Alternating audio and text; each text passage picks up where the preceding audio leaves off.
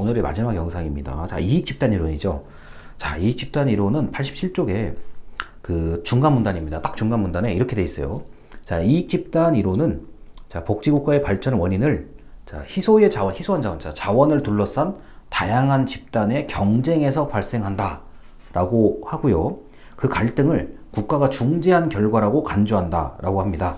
자, 이거 조금 더 정확하게 얘기하면 국가가 자, 심판 역할, 우리 축구 심판, 농구 심판 역할을 하는 거예요. 뭐냐면은 각종 뭐 개인이나 기업이나 어떤 협회, 집단, 단체가 특정한 이익을 두고 경쟁을 하는데 그 경쟁의 규칙이 어긋나면 정부가 개입을 하는 거고 또는 강제로 배분할 수도 있는 거고 그게 아니라고 하면은 정부는 그냥 가만히 있는 거예요. 이거는요.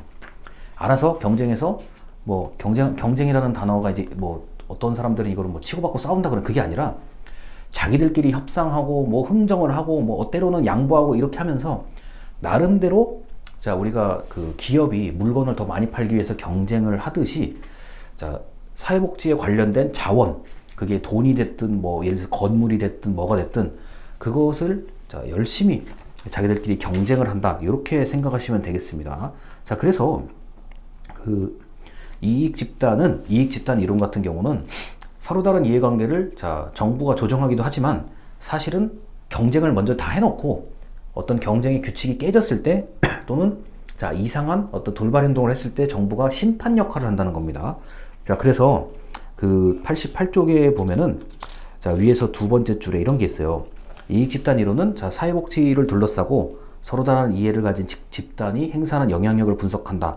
자 그래서 이렇게 돼 있는데 이게 사실 제가 아는 거하고는 조금 이게 달라요. 뭐냐면은 정부가 처음에 개입하는 게 아니라 일단 경쟁을 시켜놓고 개입한다는 거고 그 다음에 이제 그 정부의 영향력이 아예 없지는 않아요. 제가 강의 자료에 정부라는 공식 기구의 영향력을 과소평가했다라는 걸 이제 적어놨는데 그거는 이제 이 책을 이제 바탕으로 얘기를 한 거고 정부의 영향력이 생각보다는 커요. 이 이익집단 이론에서는요. 왜냐하면 뭐 이익집단끼리 서로 경쟁하고 치열하게 이제 그 어떤 사회복지의 자원을 가지고 서로도 좀 더 가져가겠다고 하는데 때로는 로비도 할 수 있죠.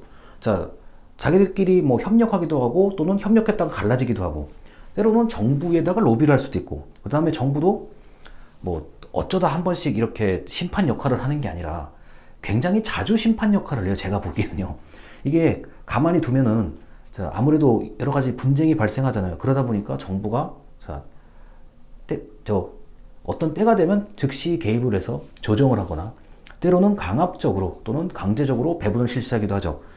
자, 그래서 정부가 특히나 사회복지에서 역할을 많이 하기 때문에 자, 상당히 많은 이익 집단들이 서로 경쟁하고 때로는 정부에 압력을 넣기도 하고 자, 또는 정부의 그 대책을 수용하기도 하는데 결국에 정부도 어느 정도의 역할을 한다는 점을 이게 부인할 수가 없습니다. 그래서 이익 집단은 자, 정부보다는 일단은 뭐 사회의 각 주체들이 자, 사회복지 자원을 놓고 경쟁을 한다. 이렇게 보시면 되고요. 자, 정책 이전 이론인데요. 이거는 저도 이런 얘기를 그렇게 자주 듣는 건 아닌데 자, 이런 게 있습니다. 그 88쪽에 자, 중간 문단이요. 자, 최근에 공공정책 발달에서 제시되고 있는 이론이 있는데, 자, 수렴 이론과 전파 이론과 비교해서 나타난 거다.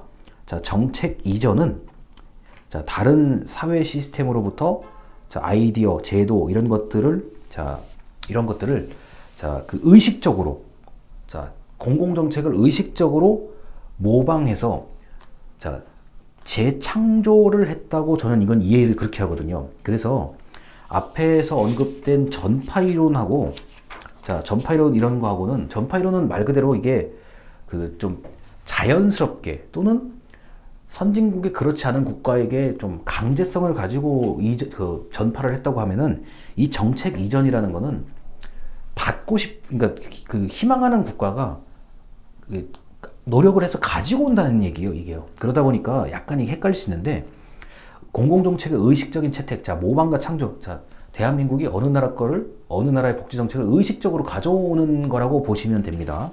자, 그런데 그 와중에서도, 자, 이게, 이런 얘기가 있어요. 그 89쪽에 자, 위에서 세 번째 줄이요. 자, 정책 이전의 이유는 동그라미 1번 자발적으로 원하기 때문에, 동그라미 2번 강제로 해야만 하기 때문에. 자, 강제로 해야 된다는 거는 국민들이든 누구든 원하니까 정부가 안 할 수가 없으니까 다른 나라의 어떤 좋은 정책을 받아들이는 거라고 보시면 되겠습니다. 자, 그런데 이게 반드시 성공하는 것은 아니에요. 90쪽입니다. 자, 위에서 다섯 번째 줄이요. 동그라미 1번. 자, 준비가 부족한 경우에,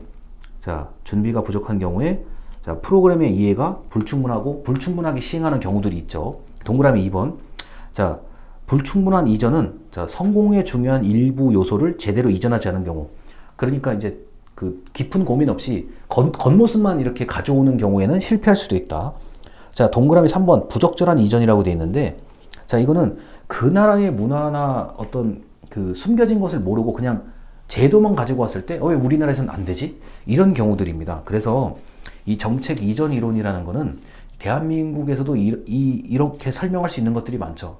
외국에서 성공했는데 막상 가져와 보니까 우리나라에서 실패하는 경우들이 있죠. 그러다 보니까 그 가끔은 그 외국의 이론이 좋다고 해서, 또는 외국의 그 문물이 좋다고 해서 그냥 무작정 가져오면 안 된다라고 그 얘기하는, 또 반성하시는 분들이 굉장히 많습니다.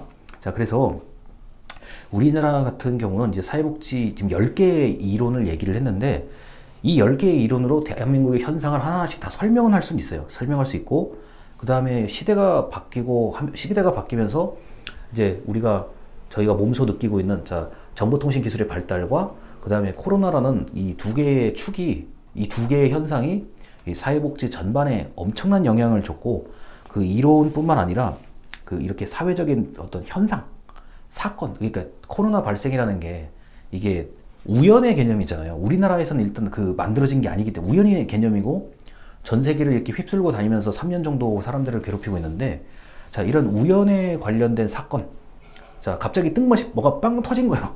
자, 이런 그 이벤트라고 합니다. 이벤트가 사회복지에 영향을 많이 준다는 것을 또 한 번 좀 제가 추가로 말씀을 드리고 싶습니다.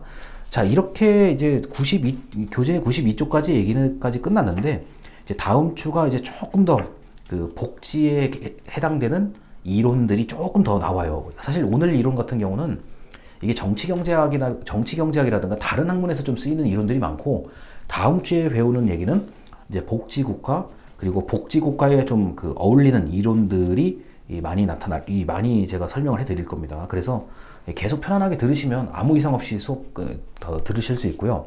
그 다음에 그 중간에 제가 이렇게 일부러 끼워 넣는 영상 같은 경우는 뭐 참고로 보셔도 되고, 그렇지 않으셔도 됩니다. 자, 이번에 그 벌써 5주 차가 됐는데 뭐 별로 한 것도 없이 3월 달이 다 끝난 것 같아요. 그래도 뭐 아직까지 영상을 잘 들어주고 계셔서 감사하고, 혹시라도 링크가 좀 안 맞거나 오류가 생기면 저에게 바로 연락을 주시면 제가 가급적 빨리 처리를 해드리도록 하겠습니다. 자, 이상입니다. 감사합니다.